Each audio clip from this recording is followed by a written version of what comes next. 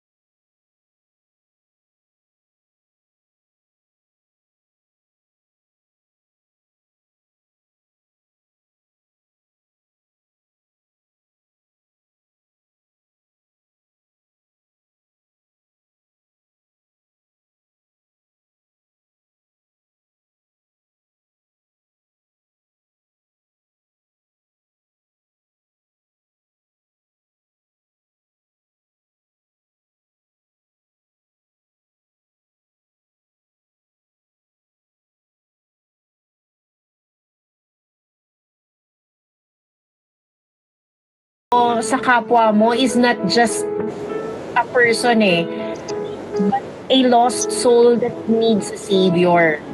So attending EBBS is a reminder that we have victory in Jesus.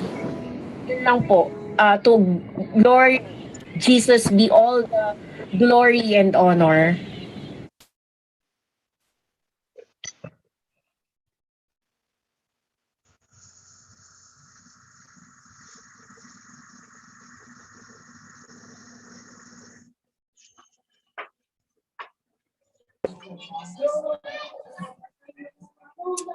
Amen, amen. Praise the Lord. Welcome again sa mga aking mga classmate, kapatid, no, sa Panginoon. Welcome to our EBBS once again.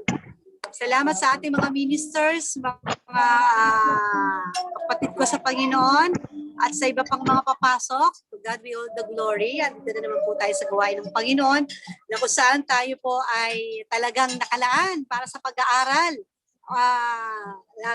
Last two lesson na lang mga kapatid, tayo ay mag-iiblas ng ating pag-aaralan. Kaya naman, bago tayo magpatuloy mga kapatid, tayo muna lahat ay humingi ng gabay sa ating Panginoon at pangunahan muna tayo. Amen, ang ating Minister Romy Bautista, para po sa ating opening prayer. Amen. Amen. Lord. Rinig po ba ako? Yes po. Yes po.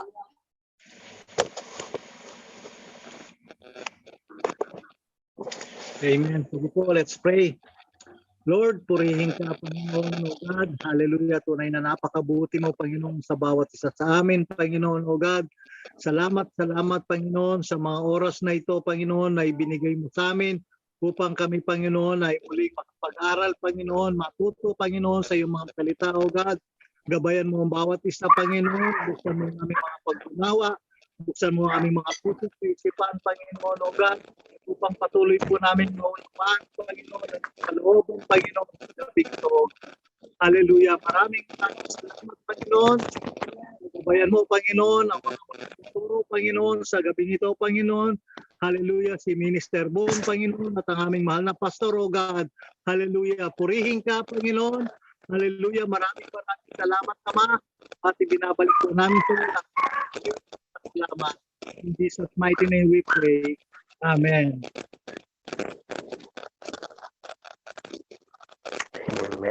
Amen, amen. Praise the Lord. Salamat po, Minister Romy, sa gabing ito.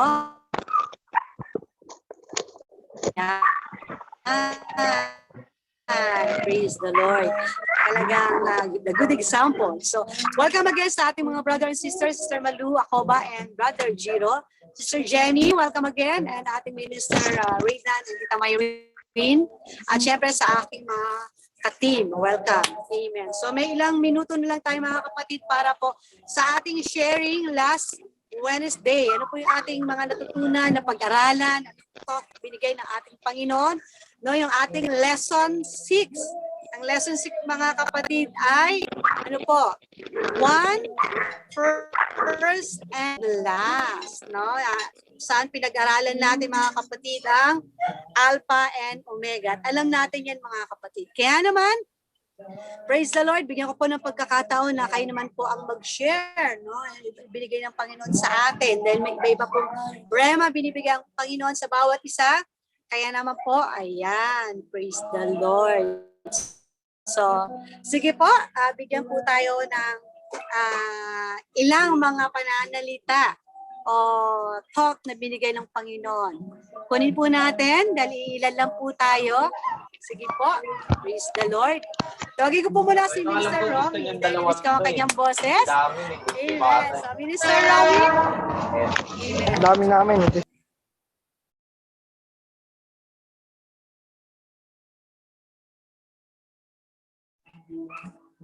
Amen. Minister Romy Bautista, ayan. Pa-unmute po, Minister Romy. Okay. Amen. Praise the Lord. Tunay nga po na nagpupuri ako at nagpapasalamat sa Panginoon dahil patuloy niya po tayong binibigyan ng pagkakataon na makapag-aral ng kanyang mga salita at patuloy tayong matuto sa mga salita ng Panginoon para hindi tayo maging ignorante. Dahil sa ating pag-aaral, sa salita ng Panginoon, sa ganitong EBBS lang natin na nahihimay-himay. Naririnig natin kung paano dahil nakapokus lang dito kung ano lang dapat yung lesson o kung ano yung topic natin, dun lang nakapokus yung ating teacher. Kaya nauunawaan natin at natututo tayo. Hindi katulad kasi ng Sunday service na para sa lahat yung message ng ating mahal na pastor. Pero dito sa EBBS, talagang nakapokus tayo kung ano yung topic natin para lahat tayo ay maunawaan natin kung ano yung gustong ipahayag sa atin ng ating Panginoon. Maraming revelation tayong natutunan kung paano ang ating Panginoong Jesucristo ay nag-iisang Diyos. Siya yung tinatawag nilang Ama, Anak, Espiritu. Ang kanyang pangalan ay walang iba kundi ang ating Panginoong Jesucristo. Kaya talagang lahat tayo ay naniniwala na iisa lang talaga yung ating Diyos na pinaglilingkuran. So walang Trinity, walang Trinity. Although meron siyang tatlong kapahayagan, pero ang Diyos natin na pinaglilingkuran ay isa lang. Walang iba kundi ang ating Panginoong Jesucristo dahil siya lang ang sabi nga sa Bible, walang ibang pangalan na ibinigay sa silong ng langit na sukat nating ikaligtas. So doon pa lang talagang alam natin na iisa lang talaga yung Diyos na makapagbibigay ng kaligtasan sa atin. Kaya purihin po ang Panginoon. Amen. Yun lang po. Amen, amen. Praise the Lord. Praise the Lord. So nakaka-bless mga kapatid. No? Dito natin natututukan yung gaano ba natin makikilala ang ating nag-iisang Diyos. Pero kung hindi po tayo nakakadalo mga kapatid, paano natin malalaman? Kaya naman sa mga kapatid ko na mas lalo pang gustong kilalanin ang ating nag-iisang Diyos, ay atin lang po tayo mga kapatid kasi mga magaganda po yung ating mga lesson, yung mga tinatakel at alam naman natin mga kapatid, yung ating mga tagapagturo ay hindi basta-basta, kundi nagbibigay sila ng time, ng effort, nag-aaral po sila mga kapatid. Kaya wag po natin sayangin dahil binibigyan din po tayo ng mga pagkakataon na tayo ay makapag-share katulad nito. Kaya naman, Minister Romy, God bless you sa iyong shinare, no? Ang ating Panginoon na kung saan the first and the last, the Alpha and Omega. Amen! Praise the Lord. So ayan mga kapatid, meron pa po tayong dalawa pa po na kung saan magpapasalamat. Talagang ibigay natin yung kapurihan sa ating Panginoon, yung mga natutunan natin. Praise the Lord. Tawagin ko naman po. Amen? Si Sister Malu. Tita Malu ako ba? Amen. Kahit mga ilang minuto lang. God bless you po.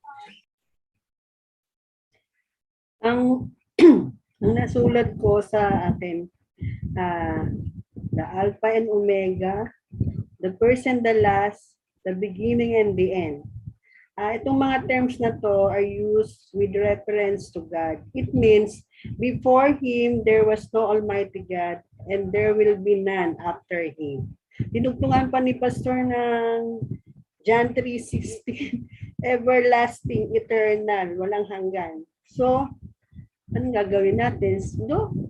Continue tayo sa Panginoon kasi sa Panginoon will be continue to God because we will be in Jesus eternally forever. O, diba? Yun lang, natutunan ko. Amen, amen. Praise the Lord. Thank you, Tita Malu. No? Kung maalala rin natin mga kapatid, ako naalala ko rin yan, John 3:16, alam na natin yan, talagang very common yung verse na yan. Pero nung ibinigay at talagang hinimay-himay ng ating mahal na pastor, nakita natin yung kahalagahan ng verse na yan. Hindi lang memorize, no, na John 3:16, hindi lang po ganon, kundi makita natin yung talagang magandang bawat word, no, na alam natin na John 3:16, for God so loved the world, no, lahat alam yan. Pero nakita ko doon na talagang hindi masyadong napansin yung everlasting. Talagang kapag tayo lang nagbasa minsan, parang basa lang pero kapag tayo nakinig, no, tumuon at nag-focus tayo sa salita ng Panginoon at the same time sa ating tagapagturo, makita natin na meron pa palang mas mahalaga, meron pa palang mas malalim na meaning. Kaya naman talagang nakaka-bless mga kapatid, lalo lang po tayo, umatin lang po tayo, bigyan natin ng time, bigyan natin ng oras, effort yung day na to mga kapatid dahil talagang walang kalugian kapag tayo po ay dumalo mga kapatid. Kaya yung mga bago lang po, sige lang mga kapatid, join lang po tayo. Marami pa po tayong pag-aaralan, marami pa po tayong matututunan. Amen. Kaya naman, God bless po sa lahat ng mga bagong dating. Maraming salamat mga kapatid. At ito naman pong gabi, amen, ang ating pag-aaralan naman po natin ay nasa lesson 7 na po tayo. At ang ating lesson 7, no, makikita naman natin dito yung one rock. Sino ba? Ano ba? No, yung one rock na yan mga kapatid. Kaya naman, get ready mga kapatid. Set your heart, your mind, lahat ng mga dapat nating iset aside mga kapatid, set aside muna natin. No, get your Bible, your pen, your notebook, at syempre mag-focus po tayo sa gabi ito. Kaya naman, God bless us. Amen. At tinatawagan na po natin ang ating tagapagsalita, ang ating Minister Bong Floresa. God bless you po. Amen.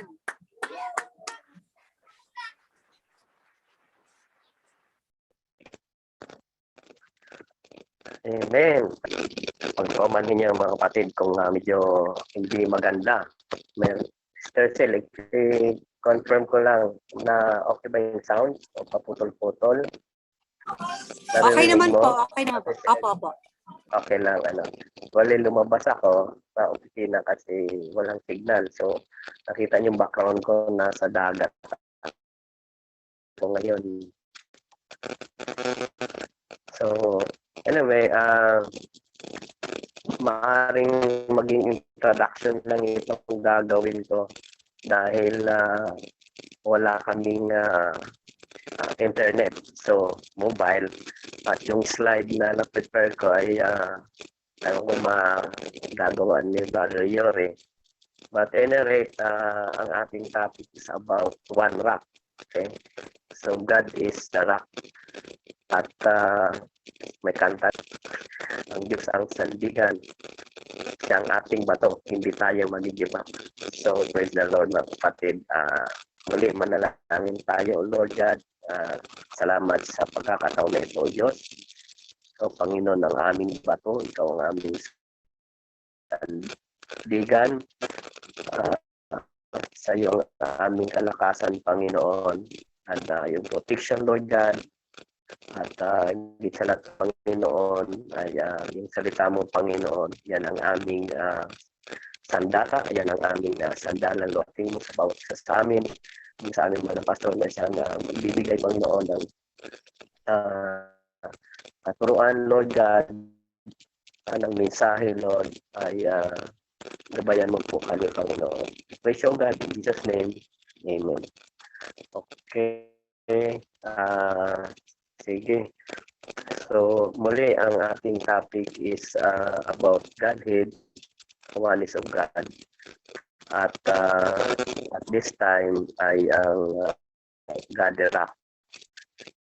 So, napag-aralan natin na ang Diyos ang siyang shepherd, bilang siya ang ating tagapag-alaga. Siya yung dinadala tayo sa green pasture. At nakita din natin na ang Diyos ay is an Alpha and Omega at is the Creator. So ang lahat ay nandun sa Panginoon. But then ang topic natin ngayon is about God the Rock. So anong ibig sabihin ng rock? Ang rock ay iba po sa Tagalog kasi pag sinabi mong rock, bato. Okay? Pero pag yung maliit na bato, ang tawag niyan sa English is stone. So sa atin bato pa rin, So meaning sa Tagalog ang rock na tinutukoy dito ay yung malaking bato. Okay, malaking bato yan. Ang sinabi natin rock, malaking bato. Yung ginamit ni David kay Goliath, bato rin kasi yan. Pero yun ay stone sa English. Okay. Sabi dito, rock is a large mass of stone forming a cliff. So ito yung malaki, nakikita natin yung mga bundok na mga bato.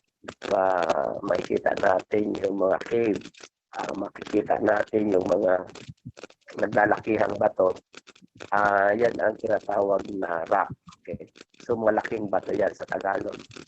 Rock is signifying strength, steadiness, and durability. Is your foundation or time foundation. So pag sinabi mong bato, it signifies yung strength niya. Kaya naman ang Panginoon, di ba, sa New Testament ay nagbigay ng parabulo na kung ang bahay mo ay tinayo sa buhanginan, ay madali ito mabubuwal. Dapat may tayo sa bato. Yan. Strength, steadiness, yan. Nanatili yan. At hindi palipat-lipat yung bato. Yung rock na tinatawag, nandiyan yan hanggang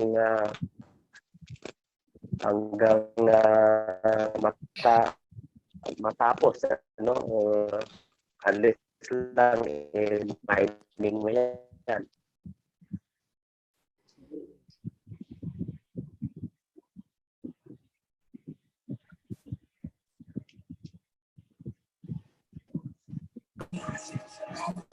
So ayan, praise the Lord mga kapatid. Pray natin na maging maayos yung connection ng ating tagapagsalita dahil siya po ay nawala ngayon. Ganun pa man, no? Iko-continue lang po yun mga kapatid habang tayo ay nagre-ready mga kapatid. Yung mind natin, set natin pag-pray, no, na maging maayos yung connection ni Minister Bong. While tayong waiting mga kapatid, andyan na po ang ating mahal na pastor. Amen. I think, andyan na po ang ating Pastor Tony. Andyan po ba? Amen. So, Kailangan talaga si Gagarbo pauna. O hindi ako pwede. okay. So, May problema, ano, na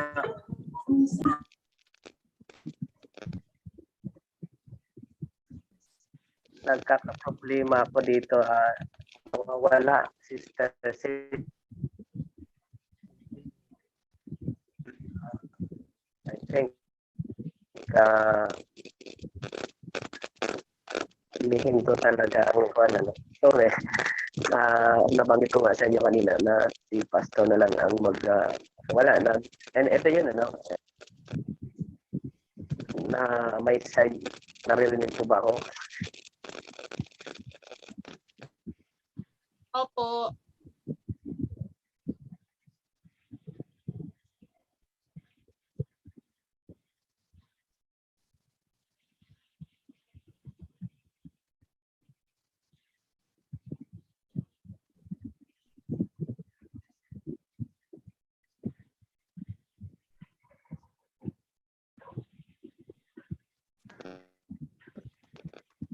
Ayun, may problema tayo. Anyway,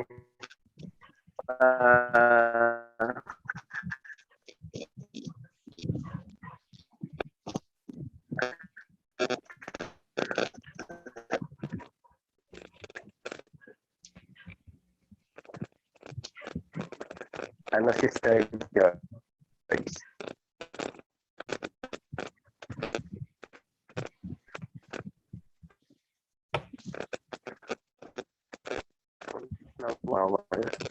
Naririnig mo ba, Mr. George? Hi, Naririnig Minister po, Bong. Lolo Bong, pero tapi lang po. Sa tuloy mga kapatid at yan, may problema kami dito ngayon sa aming line. So, baka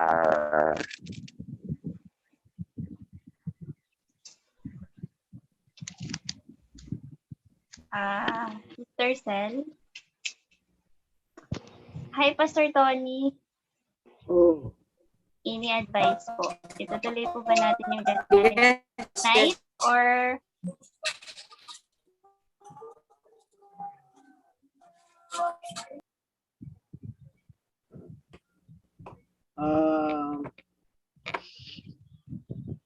siguro maganda naman pag-usapan yung ano, maganda naman pag-usapan yung lesson natin nung nakaraan. Ituloy nyo na lang yun kasi alam ko maraming gusto mag-share doon eh. Maraming gusto mag-share doon. Ituloy na lang yun. Makikiramdaman natin yung lesson natin ngayon.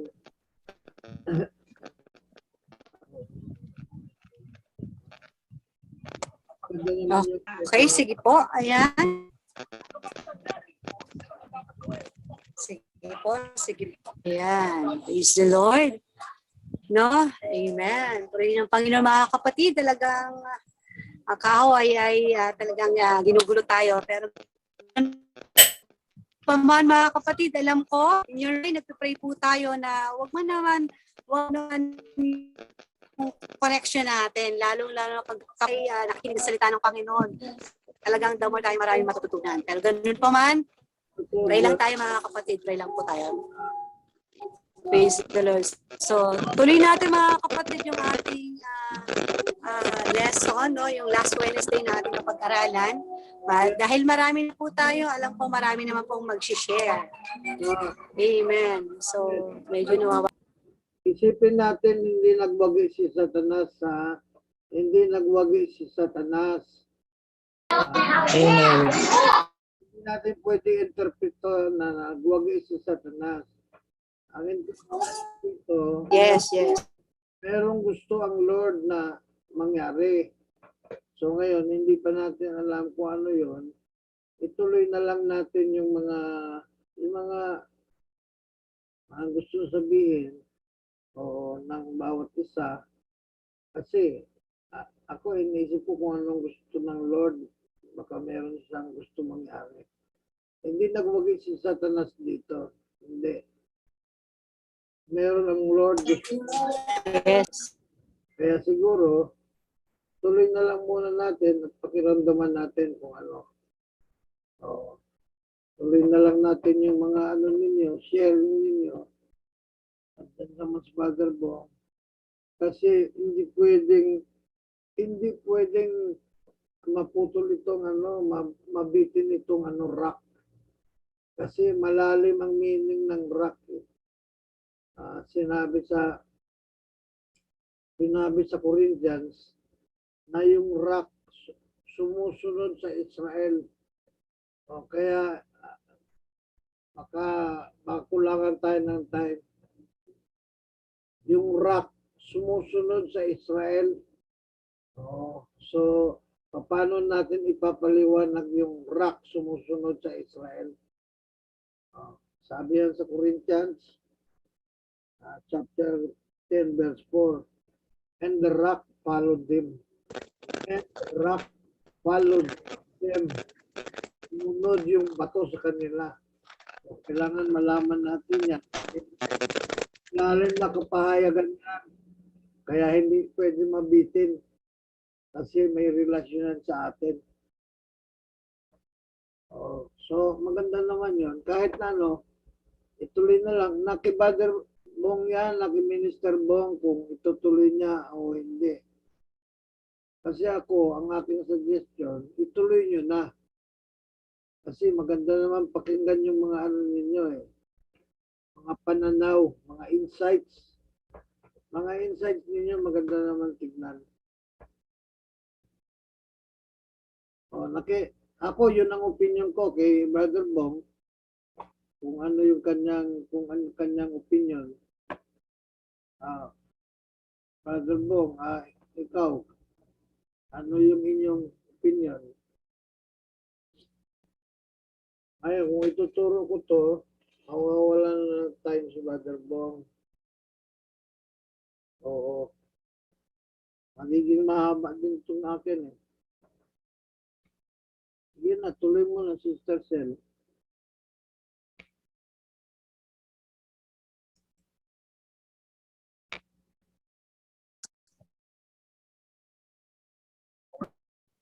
Amen! Praise. Sensitive po tayo dahil merong gustong ipahayag ang Panginoon. Kaya naman mga kapatid, tuloy po natin yung ating simulan kanina, yung mga insight na ibinigay ng ating Panginoon last Wednesday sa ating napag-aralan, ang the first and the last, ang ating Alpha and Omega.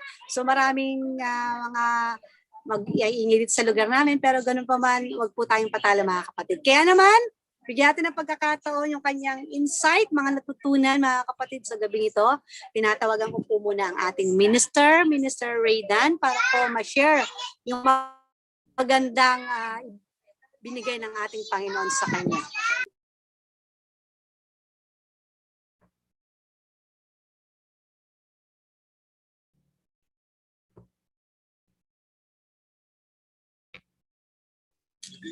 Amen. So, baka wala pa po sila or may ginagawa. So, magtawag po muna ako ng ilan mga kapatid. Tawagin ko po muna si Sister Ayay. Sister Ayay, hello, good evening po. Ayan. So, yung ating pong last Wednesday na napag-aralan, ano po yung rima o thought na binigay ng ating Panginoon. Pwede nyo pong i-share tonight. God bless you po. Hello po, good evening po sa lahat. Yun po, yung last week na na insight ko is about dun sa Godhead na he is the Alpha and the Omega. Yun po, isa lang po talaga yung yung pinupoint ng Bible, na iisa lang yung yung Diyos natin na pinaglilingkuran, na yun yung simula at ang wakas, yun yung eternity natin. Kumbaga sabi nga ni Amanda, immeasurable yung eternity. So much better we save our treasures dun sa heaven, para kasi it is better na na spend natin yung eternity with the one who loves us, which is yung ating Panginoon na pinaglilingkuran natin, at alam naman natin na mahal tayo. Yun lang po. Amen. Amen. God bless you po, Sister Yay. Praise the Lord. So, tawagin ko naman po si Sister Telma para naman po sa kanyang insight. Amen. Last Wednesday. God bless you po.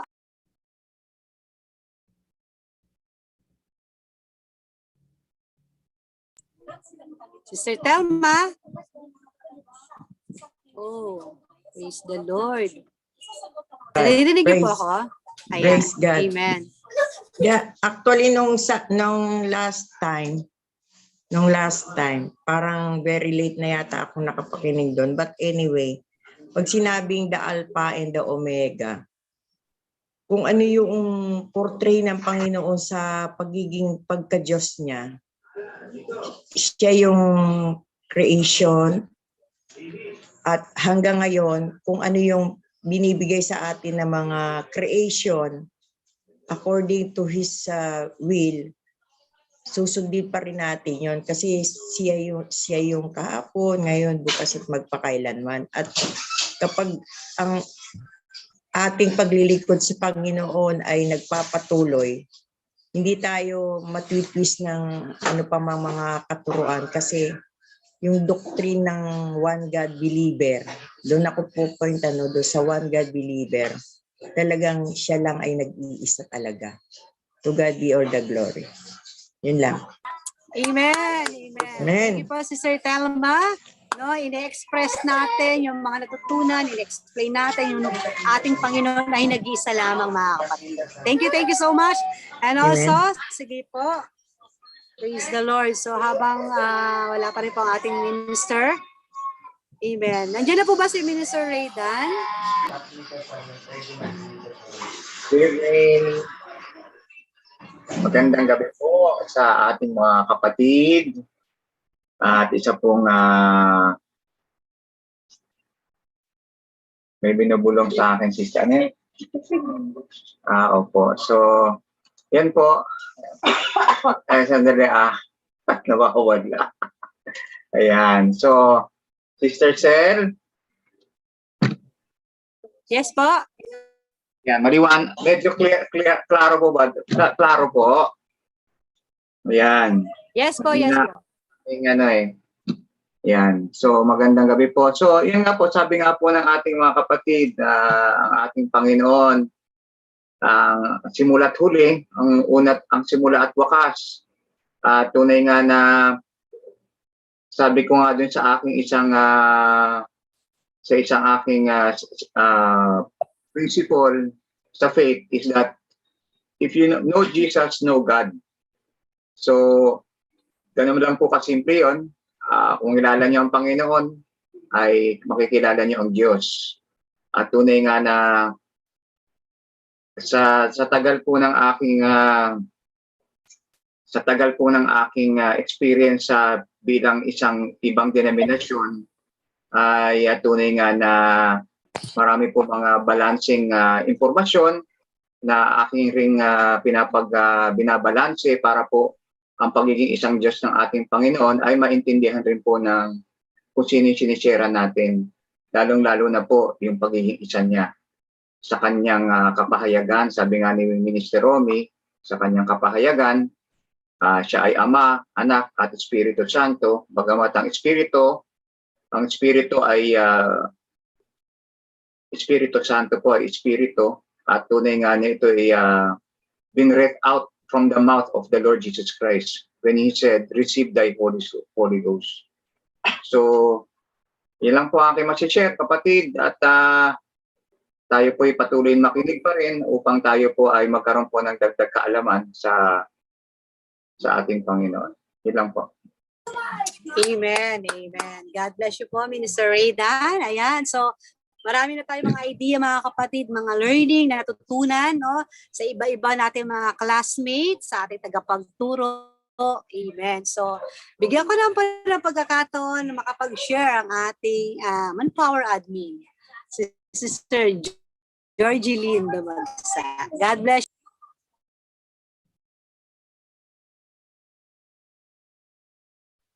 Hi, good evening. Wait lang po.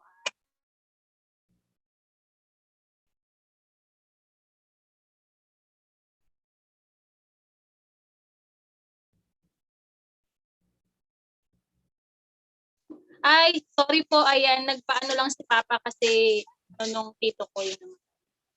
Ayan, so good evening po mga classmates. Nakapag-share na ako last time at Isel, pero sige, ibang insights naman para sa gabing ito. Ayan. So, ako naalala ko nung bata pa ako, parang mahaba-haba to no? Nung bata pa ako naalala ko, elementary pa lang ako. Kasi lumaki kaming talagang katoliko kami na every Sunday talaga dinadala kami ng lola ko pag mag-church kami every Sunday. So, dumating sa isip ko, habang nagwawalis ako sa bakuran namin, elementary pumasok na po sa isip ko na parang lahat ng nakikita ko, lahat ng kilala ko, merong pinagmula.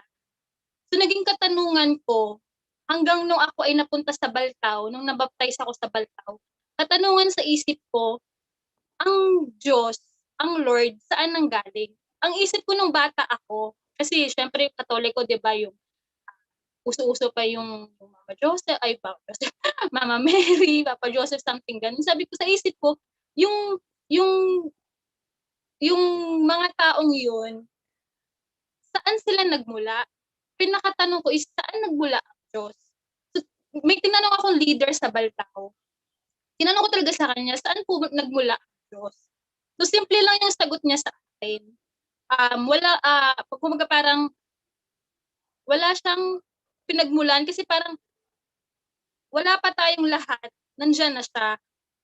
So, nung nileson natin tong sa ABBS, doon mas naging malinaw sa akin na natakal din talaga natin na wala pa yung lahat ng bagay, ang Diyos na, nandyan na siya.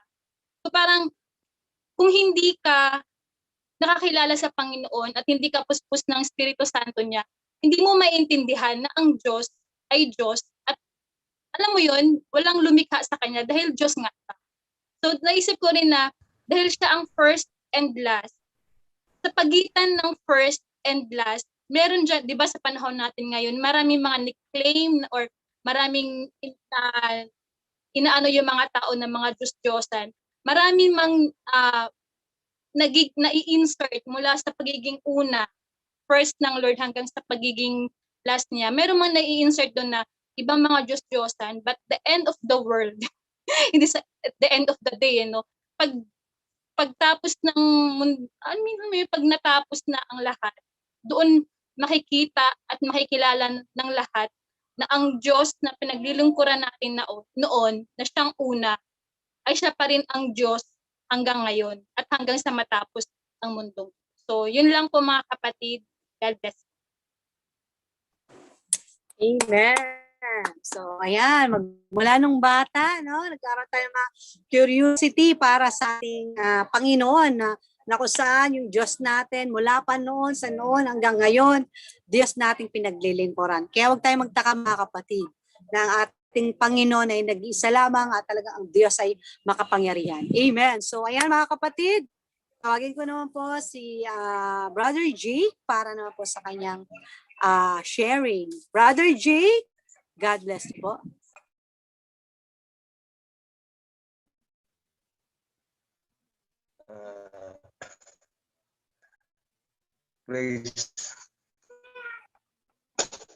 Praise the Lord. Talagang ang pag-aaral ay napakalaking bagay sa bawat mananampalataya. So maraming natututunan, nalalaman yung pagka-Diyos na, nalalaman yun na mga bagay na mga miracle, nalalaman kung talaga sino yung Alpha at ang Omega. So, natutunan ko yung wala pa ako sa Panginoon, nakakabasa na ako ng Bible eh. Ang nababasa ko sa Bible, ako nga. Ako nga. So, ibig sabihin talaga nga yung nagtuturo si Pastor, si Minister Pastor Bong Floresta at si Pastor.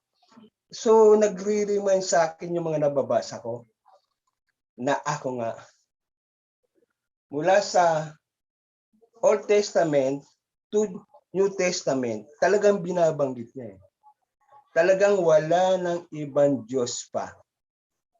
At sinabi niya rin, noon, ngayon, at magpakailanman. So, matindi. Matindi talaga yung noon, ngayon, at magpakailanman. So, mula sa pasimula, hanggang sa katapusan, siya at siya pa rin ang Diyos na nag-iisa. So, marami ko natututunan. Saka yung miracle, tunay nga ang miracle nangyayari. Katulad nung nasa kami, Forum Hall, sa YMCA, nung buhay pa, talagang face to face, ang demonyo talaga nagsasalita. Nandun kami sa church, service yun, mula sa Forum Hall, hanggang doon sa court, mag-i-start na yung service ng praise and worship, talagang makikita mo ang demonyo pumapasok talaga sa loob ng katawan ng tao. Nakokontrol niya. Dahil nag-start na, napuri na, mayroong isang babae talaga na hinandog talaga kay Satanas. Yun talagang nakakaawa yung babae yun. Talagang possess siya talaga ng demonyo. Makikita mo yung laman ng babae, may mga cross na pinarurusahan yung matandang babae. Dinala sa Forum Hall, talagang ang demonyo nagsasalita. Talagang dadayain ka at magsasabi siya ng mga kasinungalingan. Kaya isa yun sa mga natutunan ko sa pag-aaral, sa pakikinig ng salita ng Diyos, yung ako nga, tsaka yung mga miracle, tsaka yung mga pagpapalayas ng mga demonyo sa pangalan ng ating Panginoon. So talagang walang ibang makapagpapalayas doon sa walang ibang pangalan na makapagpapalayas ng demonyo, kundi ang pangalan lang ng Panginoon. Kaya purihin ng Panginoon sa mga natututunan ko, sa mga experience ko. So, napakabuti talaga ng Panginoon. Kaya nga, nangihinaya ko bakit? Doon sa tumatanggi sa mga nag-aaral na salita ng Panginoon, o nakakaintindi man ng English o Tagalog, talagang nakakapanghinaya. Ang laking bagay ito. Hindi ka basta-basta na sabihin, maliligaw,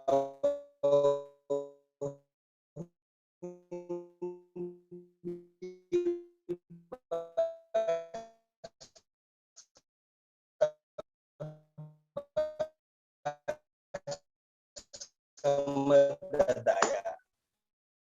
Talagang unti-unti tuturo ng Panginoon, pananampalataya. So, ang dami kong nalaman, paano kakilala ng Panginoon sa kanyang mga kabutihan, buhay. At hanggang ngayon, naggumagawa ng miracle ang Panginoon. At hanggat ngayon, nagpapalaya yung pangalan ng Panginoon sa mga napoposes na demonyo. Dito nga, no, isang araw lang talagang kita mo ang demonyo talagang pumapasok na katawan ng tao. Kaya maraming patotoo, mga kapatid. Napakaraming patotoo sa pangalan ng ating Panginoon. Kung tayo talaga ay maglilingkod na may katapatan, talagang ang Diyos ay gagalaw at gagalaw. Siya ang gagawa ng kaparaanan. So maraming salamat. Binigyan ako ng pagkakataon. Tinawag ako para ma-share ko to. Purihin ng Diyos. Salamat. To God be all the glory. Amen, amen. Thank you po, Brother Jake, no, marami siya natutunan from the miracles hanggang sa parables, hanggang sa ngayon talagang ang Diyos ay mabuti. Hindi niya hinahayaan na wala tayong kalaman. So, Amen. praise the Lord mga kapatid. Amen. Dahil po it's time up na po. Ito naman yung pagkakataon natin na muli tayong pakinig mga kapatid. No, yung One Rock, yung ating pag-aaralan ngayon. Ano ba yung gustong bahagi ng ating Panginoon ipahayag? Tawagan na po ang ating mahal na pastor, Pastor Antonio Arguello Sr. para po sa kanyang lesson for tonight. God bless you po.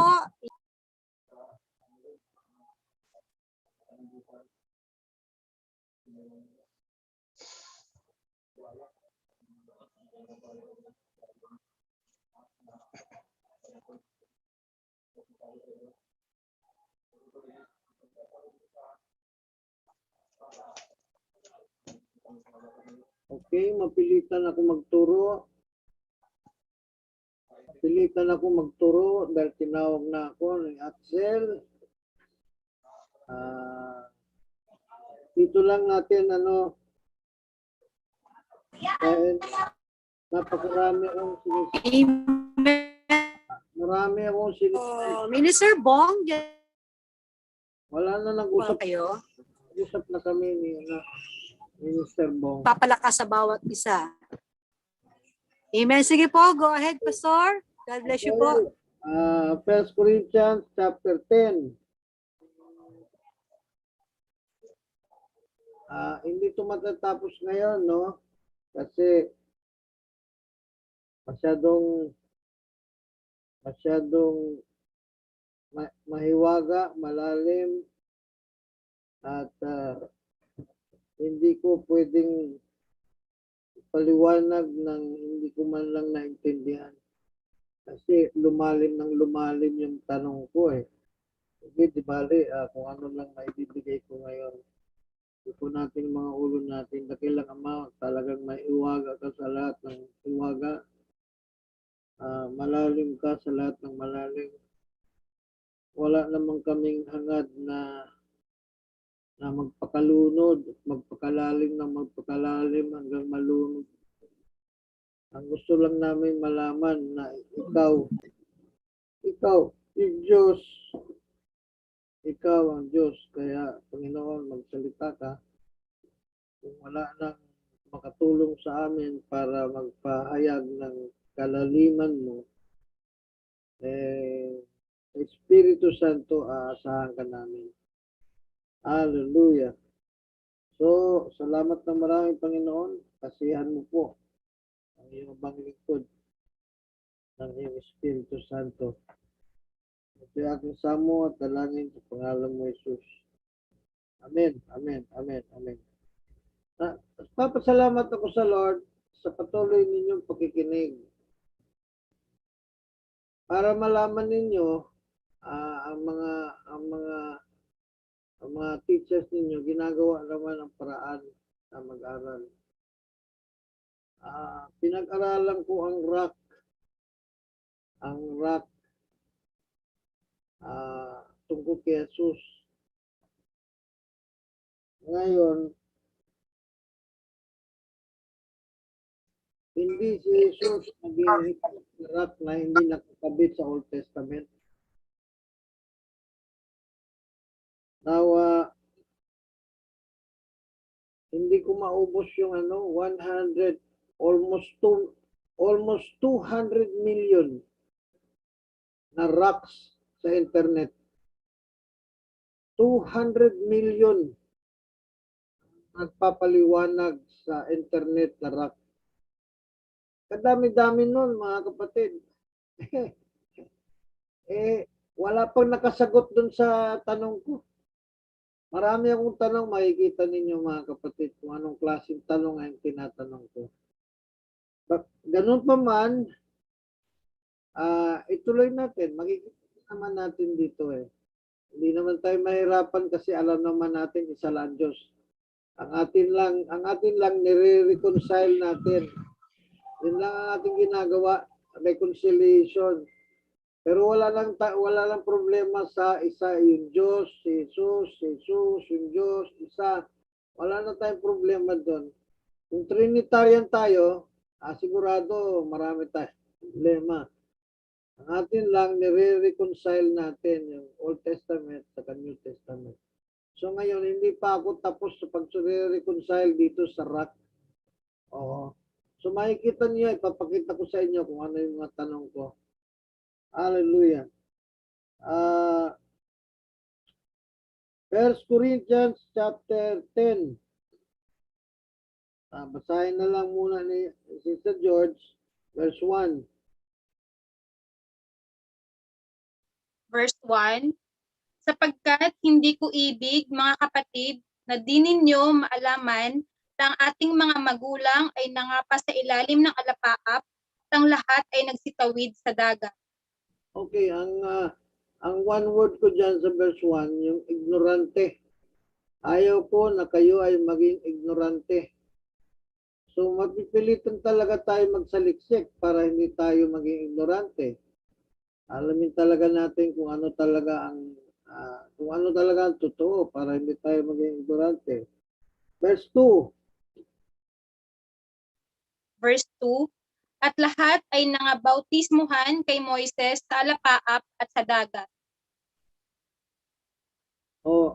Dito lang sa verse 1 saka verse 2. Masyado nang malawak, aabutin na ng oras. Ayaw ko kayo maging ignorante sapagkat ang inyong mga ama, ating mga ama, ay napailalim sa mga alapaap at dumaan sila sa dagat.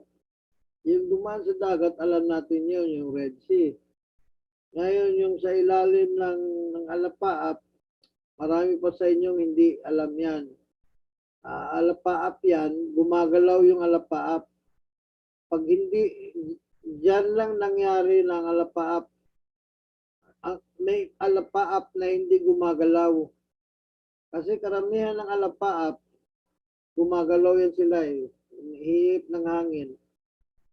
Ngayon, dito sa Israel, yung alapaap, nandun sila sa ilalim. Parang pinapayungan sila ng alapaap sa araw. Kasi sobrang init. Sobrang init. Bagamat hindi ito disyerto,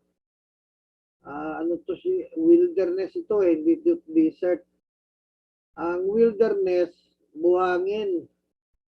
Ang desert, buhangin. Buhangin yan, malawak na buhangin. Walang nabubuhay doon.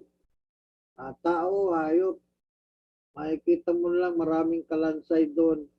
Wala, naluluto sila sa init. Hindi lang sa init ng araw, yung buhangin, sobrang ding init. Hindi mo na maapakan, hindi mo na mamamatay talaga, walang tubig doon. Walang tubig sa desert. Pero doon sa wilderness, may tubig. Ang wilderness, meron ding lupa pero halos mga bato, lupa, bato. May mga may tumutubo ring mga damo. Kaya lang wala na. Yung iba may puno man. Bihira lang siguro sa lawak ng lupa na may mga bato. May tumutubong parang puno, pero yun lang siya. May tumutubong mga damo-damo. Yun ang wilderness. Ibig sabihin, pwede ang tao doon. Kung meron mang puno, yun lang nag-iisa sa yan ang wilderness. Kaya ang Israel, naglalakbay sa wilderness. Hindi siya naglakbay sa desert. So, umiikot-ikot lang sila doon sa wilderness. Kaya nagtatayo sila ng tulda. Kasi pagdating na doon sa desert, pwede kang magtayo ng tulda pero hindi magsisilbi ang tulda sa desert. Sa wilderness, pwede. Ang wilderness, lugar na abandonado. Abandonado, ibig sabihin, walang may hangarin na tumira doon. Bagamat pwede mabuhay doon kasi mayroon ding tubig eh. May ilang lugar na may tubig-tubig. Pero hanapin mo yun. May mga tubig-tubig, mga rocks. Pero pag dumaan ka sa rocks, makikita mo may tubig dito, may butas, may tubig. Kaya lang, walang may hangarin tumira doon. Walang hangaring tumira doon. Yan ang verse 1, verse 2. So, aalamin mo talaga to kung gusto natin, pupunta pa tayo sa internet para tuklasin sa science. Kasi million yan eh. Million yan, science. Papaliwanag ang science diyan kung anong ibig sabihin nito. Eh hindi man tumapaliwanag ng science na ang Israel napailalim sa mga alapaap. Against science ito. Ang alapaap gumagalaw, sumusunod. Ang mga Israelites hindi yung alapaap ang sumusunod sa Israelites. Ang Israelites ang sumusunod sa alapaap. Kontrol ng Panginoon ang alapaap. Kung saan pumunta yung alapaap, kailangan nakasilong yung mga Israelites sa ilalim. Hindi sila pwedeng lumabas. Kasi pag lumabas sila doon sa shadow ng alapaap, mainitan sila. Mawawalan sila ng proteksyon. So, pagdating na sa science, ano na to, medyo hindi na to mapapaliwanag kasi ito na yung mga supernatural na gawa ng Panginoon sa buhay ng mga Israelites. Tapos dumaan sila sa mga dagat. Tapos ang dagat ng Red Sea. Wala namang dagat na hahati. Pero nung dumaan ang Israelites, umapak ang mga Israelites, hindi man sila lumagat sa ibabaw ng tubig. Hindi sila lumagat sa ibabaw ng tubig. Lumagat sila sa tuyong lupa. Ngayon, hindi man sila makalakad ng tuyong lupa hanggat hindi mahati ang dagat. So nahati ang dagat, yung paghati noon, siguro kasing lapad ng EDSA, tuyo. Yung dinadaanan nila, tuyong lupa. So hindi rin ito mapaliwanag ng science. Hindi rin mapaliwanag ng science. Ang tawag yan, mga supernatural na gawa ng Panginoon.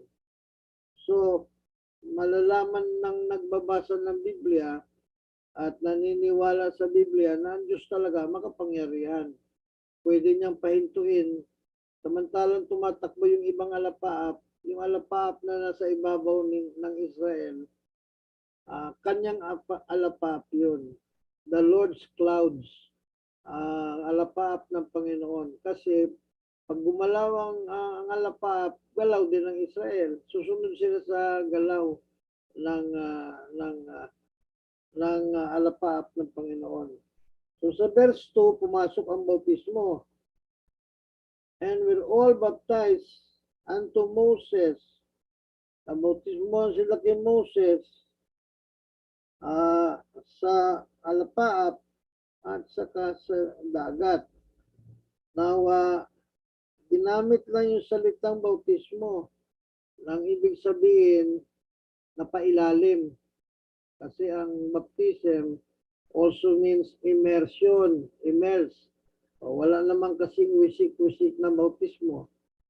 Yung binyag, wisik-wisik yun.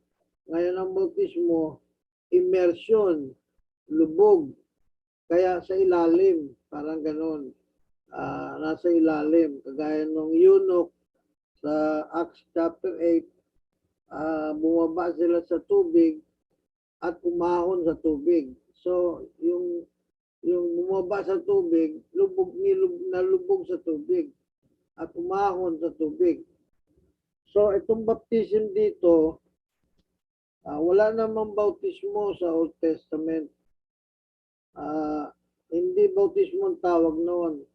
Wala tayong mabasang bautismo. Pero yung immersion, puro mga supernatural na to. Pati ang baptism is used in the New Testament, hawig.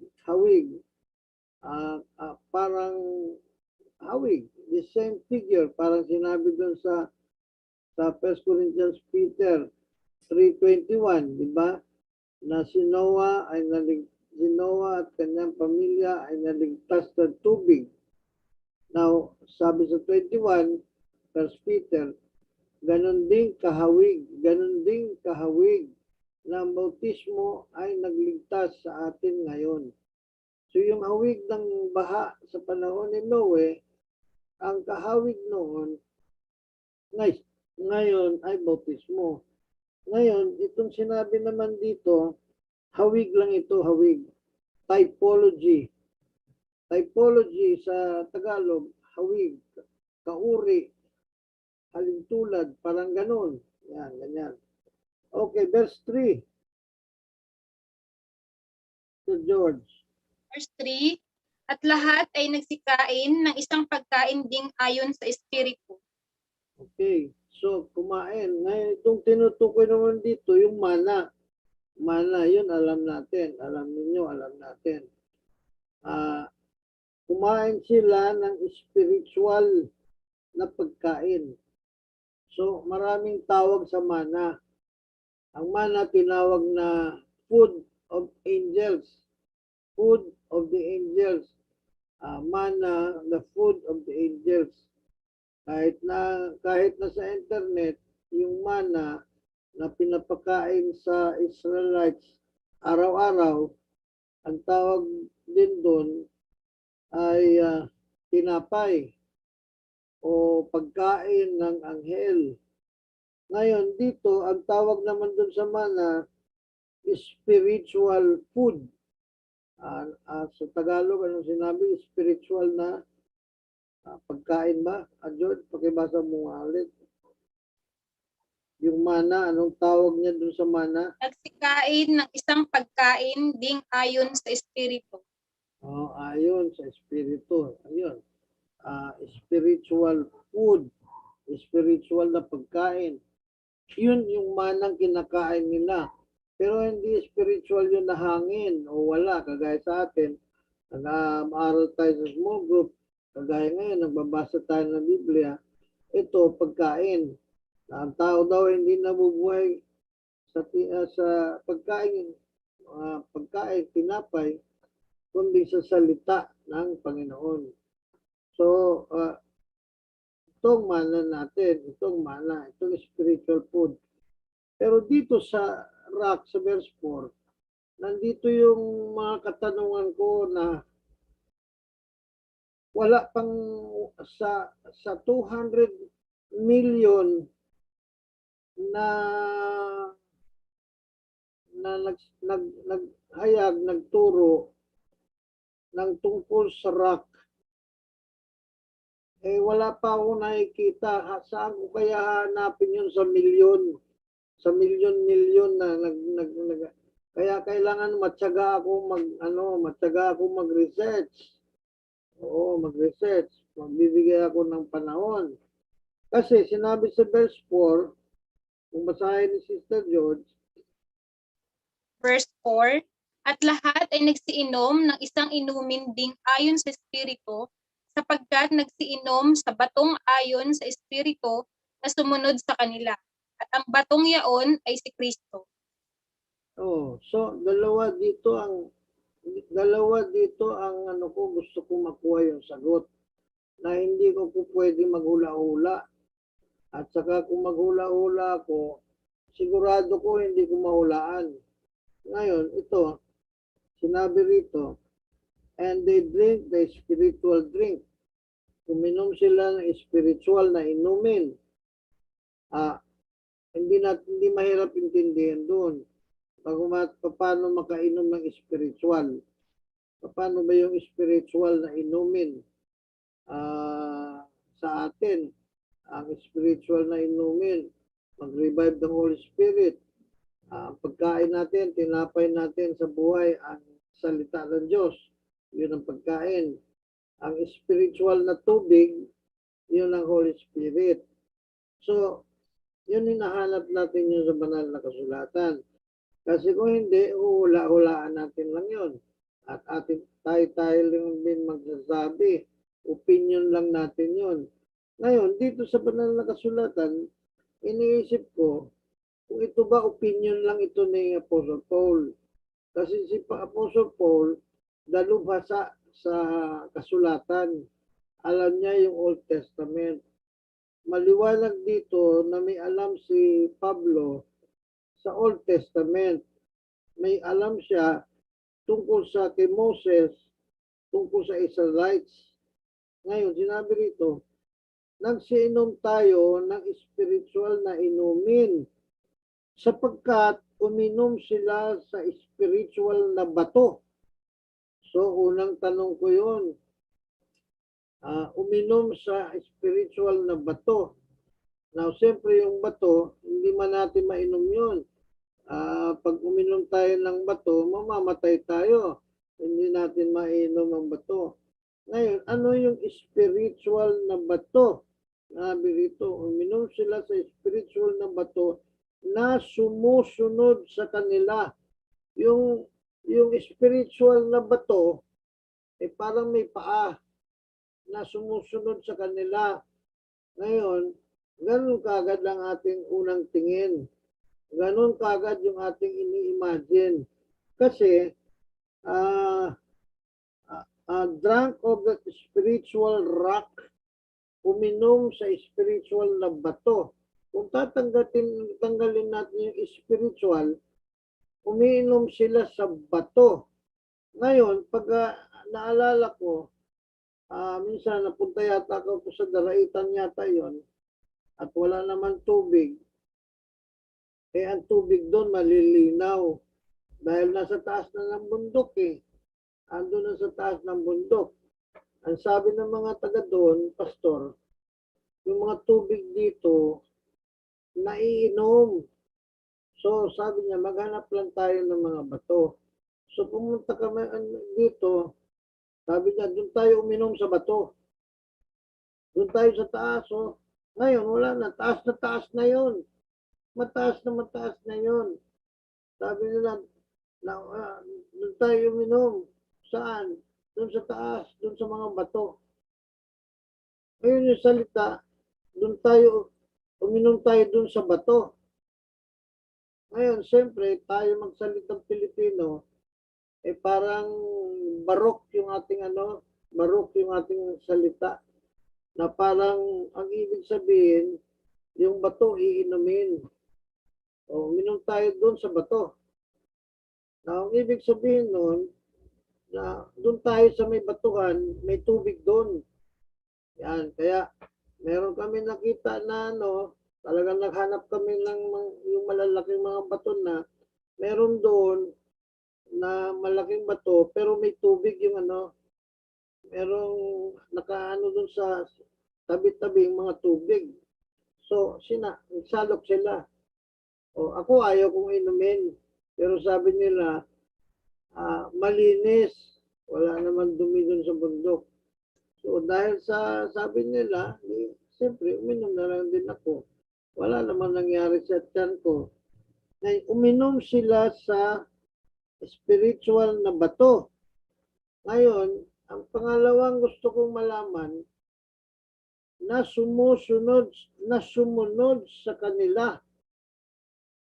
So yung bato, sumusunod sa kanila. Pakibasa mo nga ulit sa Tagalog, Mr. George. Verse 4, at lahat ay nagsiinom ng isang inumin ding ayon sa Espiritu, sapagkat nagsiinom sa batong yaon ayon sa Espiritu na sumunod sa kanila. Ang batong yaon ay si Kristo. Ayon sa bato na sumunod sa kanila. Yung bato sumunod sa kanila. Ngayon, talagang ako interesado, naging estudyante ako dyan. Naging estudyante ako, sinabi ko rin kay Brother Bong, ay oo nga, mukhang hindi yata napansin ni Brother Bong. Kasi kung babasahin lang natin ng scriptures, kung ako kagaya nyo noong unang panahon, ilang beses ko na nabasa to. Pero ngayon lang ako nagkaroon ng special na attention na yung bato sumunod sa kanila. Hindi ko alam kung nung binasa ni Sister George, ganun kaagad ba ang pagkaintindi mo na yung bato sumusunod sa kanila? Hindi mo mapansin yun. Kailangan daanan mo ulit, basahin mo ulit, hanggang makita mo ba yung bato sumusunod sa kanila. Ngayon, sa ibang Tagalog translation yan, kasi may ibang version din yung Tagalog, talaga yung bato sumunod sa kanila. Sinusundan sila ng bato. So, ang Israelites sumusunod sa alapaap. Alapaap din, tubig din yan eh. Ang alapaap, tubig din yan. Pag binanggit lang natin na alapaap, tingin natin alapaap lang. Ulap. Pero ang totoo niyan, tubig yan. Tubig yan na nakasuspend sa taas. Babagsak yan pagka kumapal na. Babagsak na yan. At yun ang tawag naman doon, hindi tubig, kundi ulan. Ulan na ang tawag doon. Pag bumagsak, Yes, amen. ulan na ang tawag. Pero tubig din yun. Ngayon, ang una kong nasilip doon sa internet, yung tubig, yung ilog, walang ilog pag walang tubig sa bundok. Ang ilog galing sa tubig na galing doon sa bundok. Tubig sa bundok yun na nanggaling sa mga bato. Mga yung nakita ninyo yung ilog o batis. Batis na puro mga bato. Wala tayong makita ng lupa, puro mga bato. Tapos umaagos na lang, malinaw na malinaw yung tubig. Malinaw na malinaw ng tubig. Nanggagaling yun sa taas, mga bato. Pero bukal yun. Bukal. Yung bukal na may tubig dun sa ilalim ng may mga batuhang malalaki. May pinanggalingan yung tubig. So yun ang hindi ko pa pag-aralan kasi science yan eh. Pag-aaralan mo kung bakit nga may ilog. Bakit nga may ilog? Saan galing yung ilog? Bakit may river? So yun mga tanong ko. Si-search ako, tuloy-tuloy ako nagsisearch. Kasi sinabi rito, uminom sa bato. Tapos ang bato sumunod sa kanila. At yung batong yun, sabi dito, at ang batong yun ay si Kristo. So masyadong malalim, figurative of speech, marami na yung mga figure of speech na gagamitin dyan. So, pero para sa akin, kung ako lang magpapaliwanag, kung bato lang talaga, sino yung bato? Kasi in Old Testament, ang Diyos ang bato. Hindi problema yan kasi marami namang sitas dyan na nagsasabi ang Diyos ang bato. Yan. Hindi lang nakapagturo si Minister Bong. Pero maraming sitas yan tungkol sa bato, sa muog, matibay na pundasyon. Kasi pag sinabing pundasyon yan sa Old Testament, mga rocks, mga bato, matitibay na bato. Now,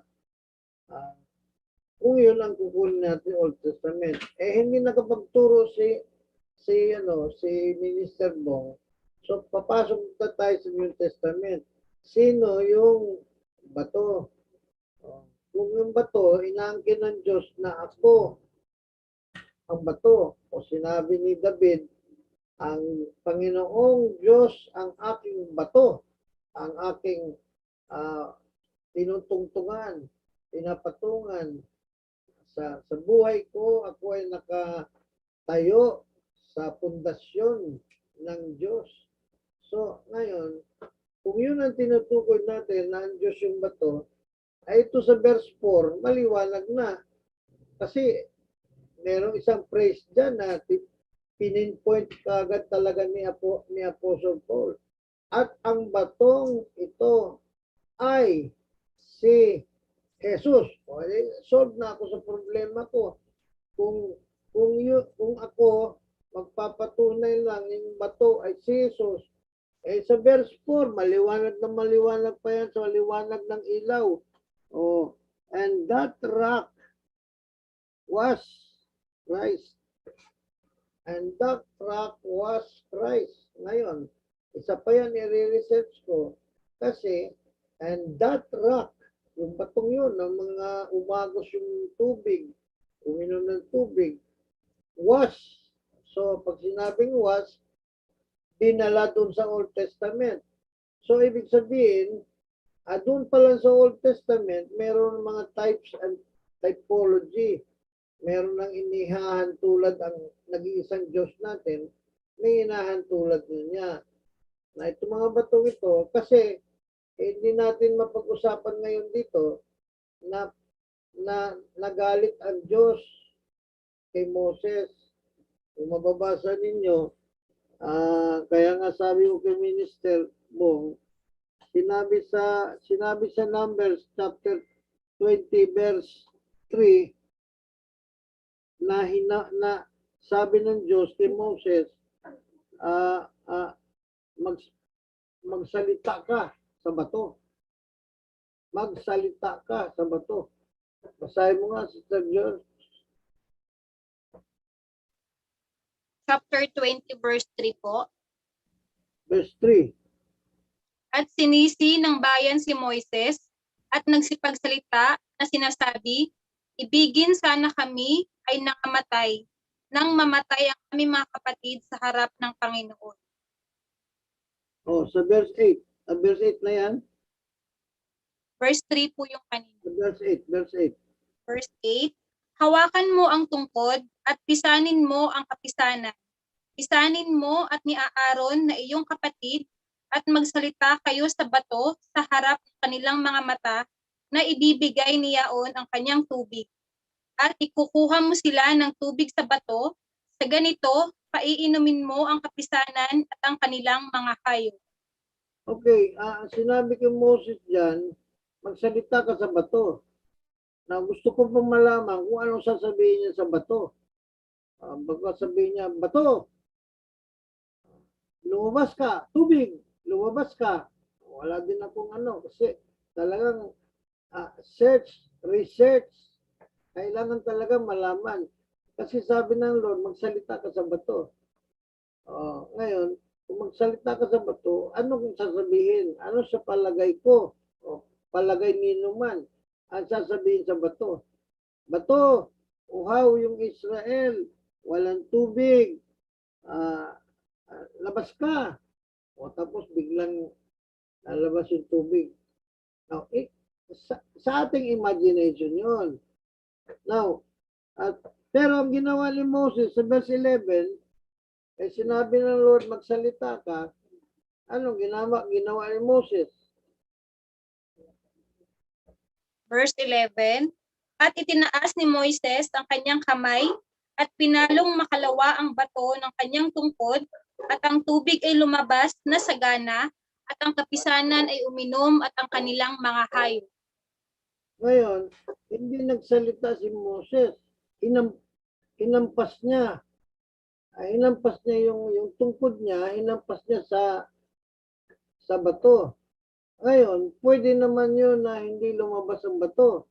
Sasabihin ng Lord, pambihira, ang sabi ko sa iyo, magsalita ka, hinampas mo. Kung si Kristo yung bato, sasabihin ni Kristo, aray, ba't mo naman ako pinalo? Ba't mo naman ako hinampas? Pinapasalita lang kita sa akin. Now, kung ating i-dramatize na gano'n. Ngayon, ang sabi ng banal na kasulatan, na si Aaron hinubaran ng kanyang pagiging priest, yung kanyang pagiging pare. Tinanggal na hubaran. Dito yan sa istorya na to. At nilipat kay Eleazar, yung kanyang anak. So si Aaron, nagalit ang Diyos kay Moses at kay Aaron. At si Aaron namatay doon sa bundok na yun.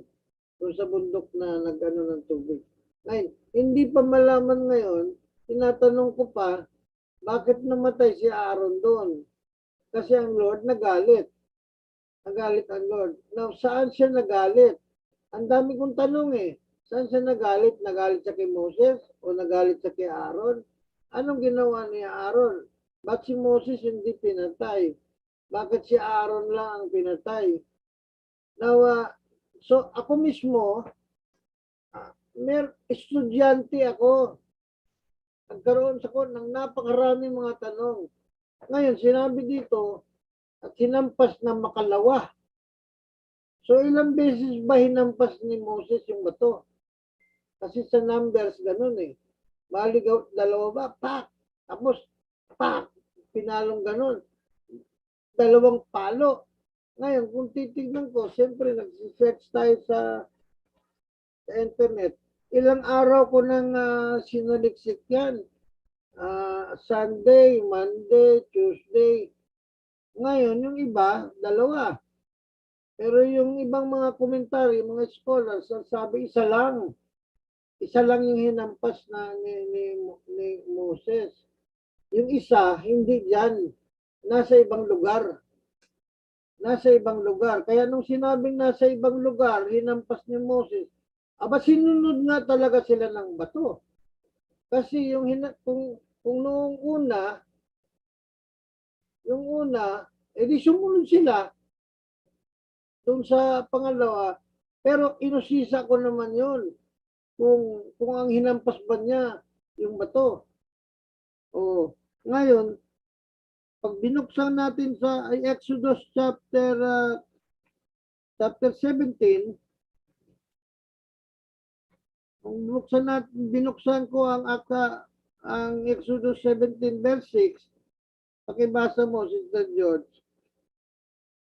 Verse 6, narito, ako'y tatayo sa harap mo roon sa ibabaw ng bato sa Horeb, at iyong papaluin ang bato at lalabasan ng tubig upang ang bayan ay makainom. At gayon ginawa ni Moises sa paningin ng mga matanda sa Israel. So, dito diyan sa Horeb,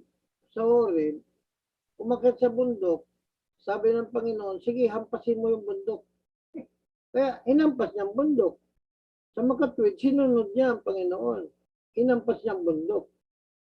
Ngayon, doon sa Numbers, hindi sinabing hampasin mo ang bundok. Ang sinabi niya, magsalita ka sa bato. Hindi siya nagsalita, hinampas niya. Ngayon, yung ibang mga scholars sinabi, 2 beses niya hinampas doon yung bato sa Numbers. Ang sabi naman ng mga scholars, yung una, hinampas.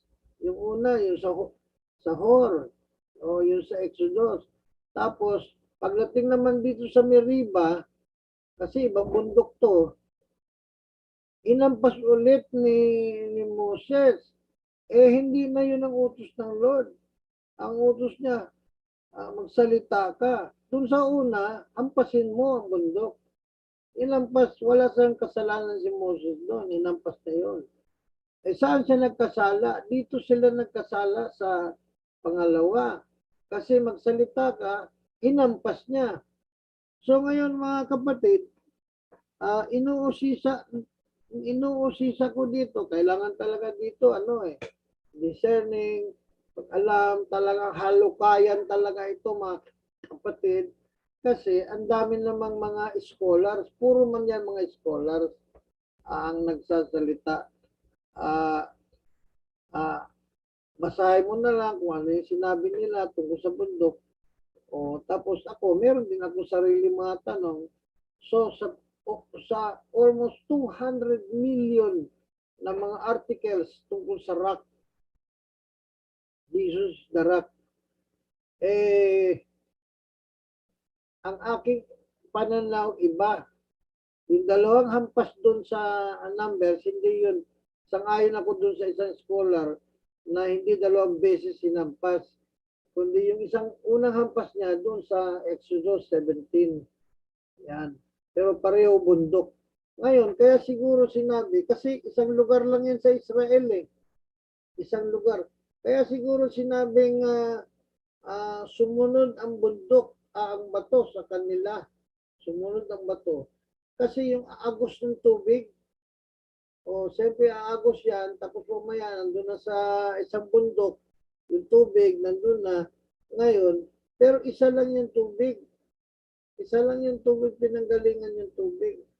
So ngayon sinabi yun, the water in the rock, tubig sa bato. At yung iba naman, tubig sa kailaliman ng bato. Yung kailaliman yun, yung ano na yun, bukal. Bukal na yun, lumalabas ng tubig. Maraming nilalabasan yan eh, hindi naman isang lugar. Pag sinabing bukal, bulwak ang tubig dyan. Pero bukod sa may tubig na bulwak, kagaya ng falls, Maria Cristina Tabong Falls, yung mga ganun, no? Maria Cristina Falls. Saan yun? Nandun sa bundok eh. Nandun sa taas yung tubig eh. Di ba merong tubig na sobrang taas-taas. O saka titignan mo yung tabi niya, puro mga bato. Mga bato. Saka yung bumabagsak ng tubig, hindi naman madumi. Malinis, malinaw. Yung iba doon na nga umiinom. So, kailangan pa din talaga malaman. At talagang aalamin. Ngayon, yung iba dyan, mga probably, malamang ito tinutukoy. Kasi wala nga makapagsasabi. Ang maliwanag lang, itong batong ito ay si Jesus. O hindi, tapos na yung statement na yun, si Jesus yung bato. Pero yung sumusunod yung bato sa kanila, kasi very mysterious, masyadong may misteryo na and they drank of that spiritual rock that followed them. Yung rock sumunod sa kanila. Yung alapa-apa, yung ulap pwede sumunod, pero yung bato hindi gumagalaw yung bato eh. So yung siguro tinutukoy, yung tubig na nanggaling dun sa bato. Yun, tapos tatakbo din sa ibang mga bato. Bali yung mga bato, kung iisipin mo, parang dugtong-dugtong sila. Oo. Kaya lang, doon lang talaga lumabas sa isang bukal. So mga kapatid, ang akin lang naman talaga dito ay alamin at ihayag na yung bato ay si Jesus. Kaya lang sinamahan ko na ng aking gustong suriin sa 1 Corinthians chapter 10. Madali lang yung akin. Kasi kung aalamin natin kung sino itong bato, ang bato ay si Jesus. Ngayon, sinabi rin sa banal na kasulatan sa Mateo chapter 27, verse 51, sabi niya dito, upon this rock, hindi yan. Upon this rock, Matthew 16:18, upon this rock I will build my church. Ang interpretation ng Katoliko, yung Katoliko ang bato. Kaya lang hindi si Jesus. Hindi si Jesus kasi si Petros. Ang Petros bato. Si Petros ang kahulugan, ang pangalan kasi ni Simon pinalitan ng Peter. And thou art Peter, upon this rock I will build my church. So, yun.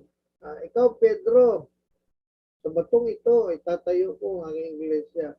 Ngayon, yan, inangkin ng Katoliko, kaya nga ang tawag nila sa Catholic sa Vatican na si Pedro, siya yung unang nakarating sa Rome at si Pedro, doon na itatag ang Katoliko sa St. Peter. Si Pedro, nakatayo kasi bato. Si Pedro ay bato. Ngayon, ang iba naman mga Christian denominations, kasama tayo, hindi natin inaano na tayo ay nakatayo kay Pedro. Kundi nakatayo tayo sa bato, si Kristo. At sa batong ito, itatag ko ang aking iglesia. So, yung mga interpretation, kailangan, kung wala talaga ipapakita ang Biblia, it's either mag-silent or magbibigay ng kanyang kapahayagan ng hindi lalayo sa paliwanag ng banal na kasulatan. Hindi lalayo. Kagaya halimbawa, para maintindihan natin hindi lalayo. Kagaya ng John chapter 3 verse 3 and 5. Except a man be born again, except a man be born of water and of the Spirit. Na wala naman sinabing baptism dyan. Wala sinabi except a man be born of baptism of water and baptism of the Holy Spirit. Wala. Kaya lang ginagawa na rin yan ng mga references ng mga scholars dahil hindi na lalayo sa pagpapaliwanag o kahulugan. Merong mga ginagamit na lang din nila yan as reference to water baptism and reference to baptism of the Holy Spirit. Ganun din yung mga nagpapahayag tungkol dyan sa bato. Tungkol sa bato. Pero dito sa 1 Corinthians chapter 10, verse 4, maliwanag. Hindi na pwedeng probably o maaring. Hindi na pwedeng ibitin. Kasi maliwanag sinabi, at ang batong yaon ay si Jesus. So, yan ang aking inahatid sa inyo ngayon. Na yung bato, ayon sa banal na kasulatan, and that rock was Christ. Isa pa yun na kailangan ma-research, yung was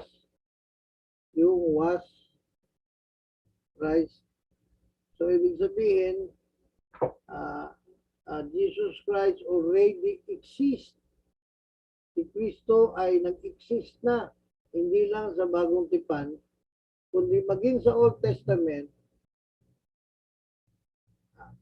si Jesus ay existing na, pero hindi natin pwede sabihin noon si Jesus, kasi kung meron magbabasa nito, sasabihin niya si Jesus noon bato. Hindi tao. Bakit? Ayan sabi ni Pablo sa Corinto, na yung bato daw na yon na lumabas ng tubig ay si Kristo. Kaya si Kristo noong unang panahon hindi tao. Si Kristo noong unang panahon ay bato. Pero malayo na yon. Pwedeng ganun ang pangangatwiran. Pilosopuhin niya lang yan, gagamitin na yan ng pilosopo. Pero malayo na yan kung ihahambing at ipagtatabi-tabi natin, malayo na yan kasi ang bato hindi man tao. Ngayon, sinasabi na, si Kristo pala noon bato, tapos naging tao. So wala na akong masabi dyan, basta maliwalag na sinabi dito, ang bato ay si Kristo. So my part, ang parte ko sa pagpapahayag ay solved na dyan sa verse 4. 1 Corinthians chapter 10 verse 4, solved na yung si Kristo, ang bato. Okay, na wala pa naman si pastor, si minister buong nagpaliwanag para makita natin yung kanya. Pero hindi hindi na yan dadalhin sa ano eh, wala lang question mark yan eh. Kasi marami nagsalita sa Old Testament, si David, lagay ko si Job, may binanggit din yan. Ang aking bato, ang aking kanlungan, doon ako nakatayo. I am founded, yung natatag. Yan. Kasi pag sinabi yun, nagsimula si Brother Bungdon kanina, na pag sinabing bato, ibig sabihin nun, strength, lakas, kapangyarihan, hindi mauga. Another is steadiness, steady. Steady siya, hindi siya basta-basta. Ngayon, kaya lang, pagdating na dyan, na ang bato sumunod, baka hindi na magamit yung steady. Kasi steady, nanatili. Tapos another meaning sa rock ay ano yun? Endurance. Yung nag-endure, hindi basta-basta, hindi kagaya ng lupa, nawawala. Ang bato na tili, nag-endure. So mga kapatid, yung akin, yun lang siguro isi-share ko. Kasi maging ako, hindi pa ako tapos sa estudyante din ako dito eh. Samantalang tuturo ko sa inyo, tuturo ko yung alam ko. Pero yung iba dito, wala pang nakapagpaliwanag sa akin eh.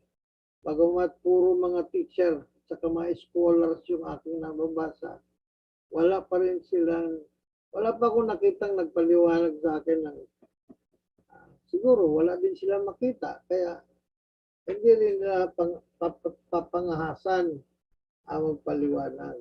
Kung buhay si Pablo, pwede natin itanong kay Pablo. Kaya kahit na milyon na yung naghahayag, we leave it there. Hindi natin pilitin yung hindi natin mapipilit. So hanggang doon na lang aking maituturo sa inyo that the rock is Christ. Hallelujah. Dakilang Ama, napakabuti mo, malalim ang hiwaga mo, at alam ko naman na in due time,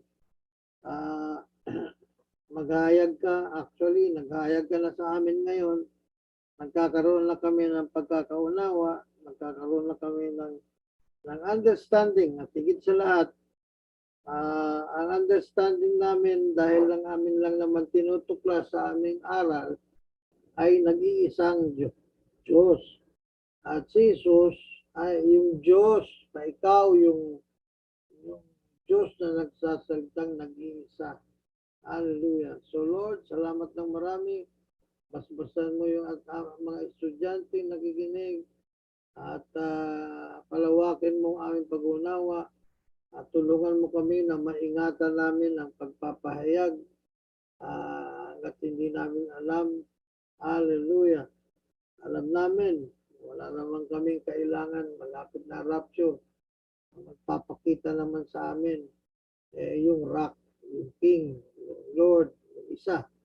At alam ko, next meeting, ang aming magiging paksa ay isang babalik.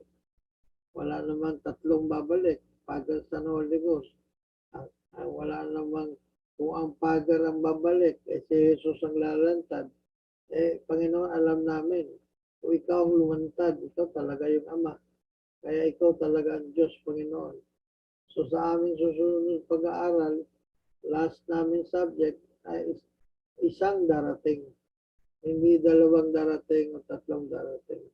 Salamat, Panginoon, sa mga kapahayagan na binigay mo sa amin sa araw na to. Si ating Samo at binibigay ko sa iyo lahat ng pasalamat, maging pagpupuri. In Jesus' name, I pray. Amen. Amen. Amen. Praise the Lord. Amen. Jesus is our rock. Praise the Lord. Thank you so much, Pastor. Ayan mga kapatid, tandaan po natin saan po matatagpuan yung versikulo na yon. Yung verse na yon ay sa 1 Corinthians chapter 10 verse 4. Ayan. Praise the Lord. So mga kapatid, bago po lahat, no, sabi po ni ating admin, Sister Tina, so next week po natin ihanda ang ating mga explanation with Ate Sel at 7 p.m. Hindi ko naman sabi a.m. na 7 p.m. So mga kapatid, pakibuksan po muna ang ating mga camera for ating attendance. Ayan. Praise God. Napakaganda ring topic. Alam natin mga kapatid, bitin pa tayo dahil marami pa tayo talagang tutuklasin at mas malalaman, no? Mas makikilala natin ang ating pinaglilingkuran na nag-iisang Diyos. Amen. Welcome, Sister Jenny. We're so happy you're here po again this Wednesday. Sister Jenny. Ayan. Sister Presley.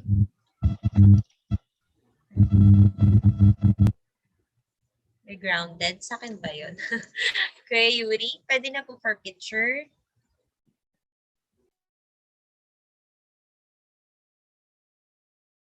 Ayan sila, Sister Rodora, welcome po. And si Nanay, siguro kasama ni Sister Rodora. Hi, Sister Lucy. Yan, Kuya Romel, good evening.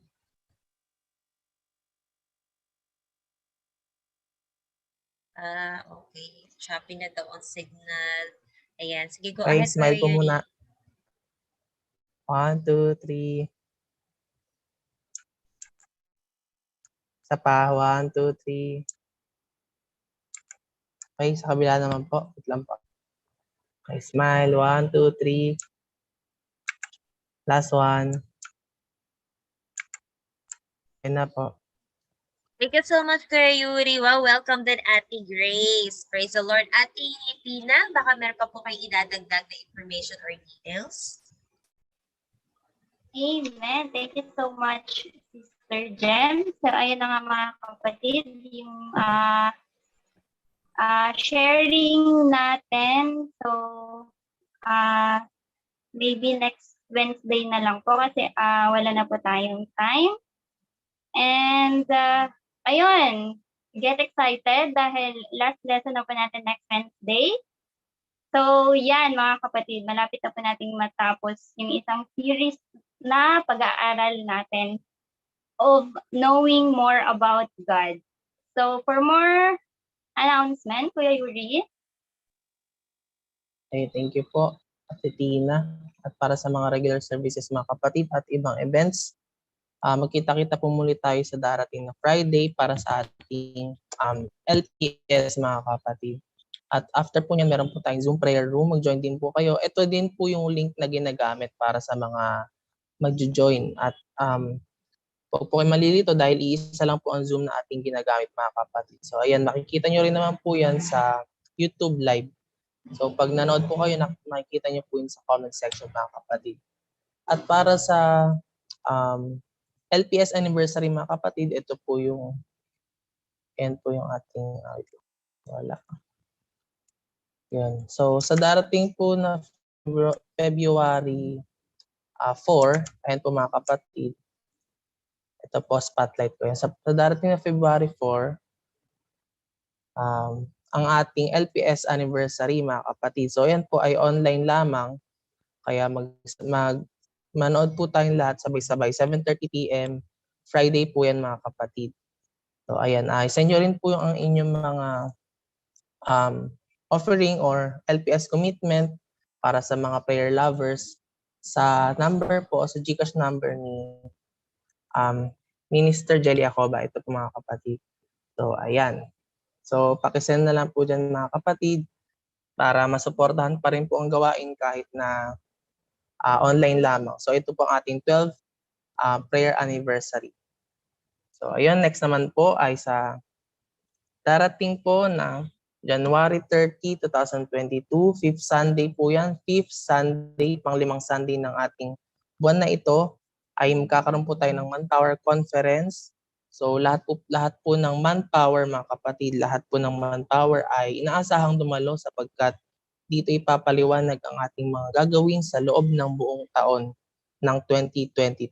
So 2 p.m. po yan, face-to-face mga kapatid dito po sa ating church sa FTJCI po. At para naman po sa susunod na Sunday o sa darating na Sunday, 30% po ay allowed na pumunta sa ating church. Bagamat we encourage na mag-message pa rin po muna kay Sister Cel para ma-monitor po kung gaano po karami ang pupunta sa ating church.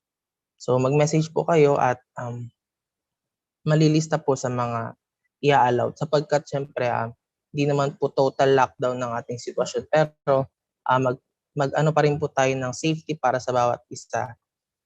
Kaya may mga ganun pong requirements. So yun lamang po mga kapatid. Tawagin ko na po si Minister Raydan for closing prayer.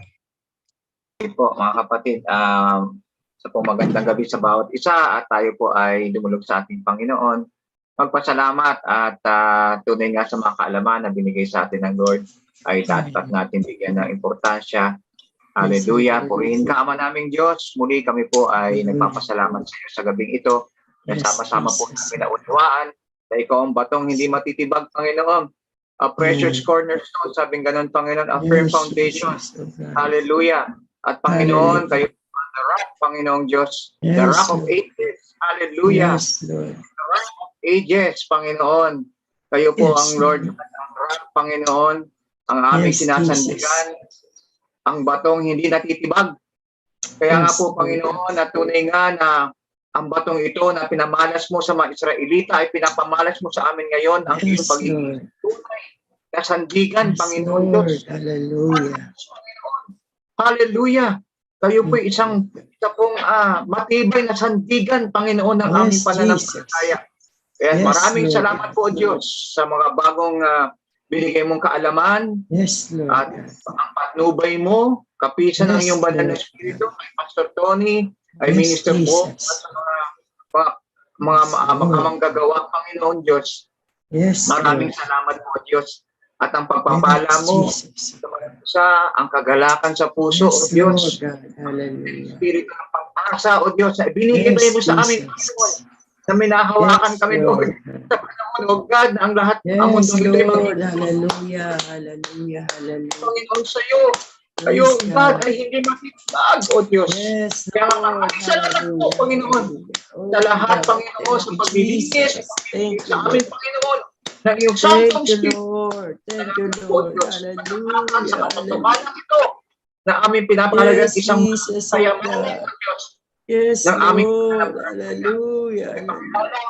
sariling Diyos tagapagligtas, nag-iisa. Hallelujah, hallelujah. Ngayon, ikaw ay bato, you are the rock. Thank you, Jesus. Usok pa Sharon, O God. Salamat po. Marami pa kayo niya, Panginoon. Kaya mapagtubay mo sa bawat isa. Ang patnubay mo, Panginoon. Thank you, Lord. Yes, salamat po. Purihin ka. Salamat po, Panginoon. Purihin ka sa mga susunod pa mga araw. Gamitin mo ang pananampalatayang ito upang mahayag ang iyong ebanghelyo. In the name of Jesus Christ, we pray. Amen. Amen. Amen. Amen. The Lord. See you next time, mga kapatid. See you on Sunday. God bless you all, mga kapatid. God bless everyone. God bless everyone. God bless you. God bless. Stay safe and healthy. God bless you all. Kuya Romel, thank you. Dora, thank you so much. Bye po. God bless everyone. Mami Malu and Bye-bye, Tita Yay. God bless. Hi, Sister Yay. Bye-bye, Tita Malu. Kuya Romel, God bless you. Brother Feli, God bless you. Brother Romy, God bless. Bye, Tita Jess. Andito na si Minister Bong, nakapasok ulit siya. Yehey, hello po. Hi, Brother Jan. Minister Bong. Hello, dear. Nakabalik si Minister Bong. Hi, Sister Feli. Hello. Hello, the Federo kids. Hi, Sister Maludini. Yes.